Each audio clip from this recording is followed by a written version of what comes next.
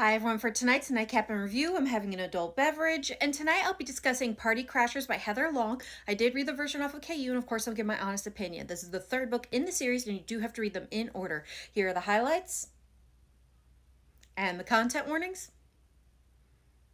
And my rating for this book is a 4.5, so what's it about? So this book continues the story of Casey, who from the moment she started attending Blue Ivy Prep, danger and drama has followed her. Some of that was brought on by the three boys who she later found out were not just brothers, but also her stepbrothers. Now these boys are realizing how wrong they were about her and how big they messed up. But it's only when she is kidnapped and they experience their mother's hatred and their stepfather, her father's indifference, do they realize why Casey is so closed off and trusts no one.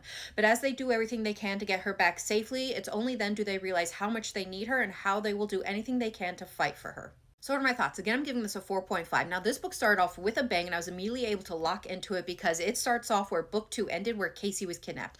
Along with that strong start, we also finally have the boys realizing how wrong they were about Casey and how big they messed up. And while I personally don't think there was enough crawling over broken glass for groveling, what they did felt appropriate for these characters and this book when it came to apologizing. And they definitely do apologize and realize how big they messed up, and Casey accepts it, but she doesn't really actually welcome them back. They now have to work to earn a place in her life and earn her trust. So this book also has a really strong relationship building, not just with the between Casey and each of the guys individually, but also them realizing what type of relationship they want in this group situation. So there's a lot of tension going on, and this is one of the truest slow burns that I've read in a while, because while there is spice in this book, it's not a super spice heavy book, and with even one of the MCs, she hasn't really gone past kissing. So there's a lot of tension with the relationship as well as all the other drama going on in this book, and I am just eating that up.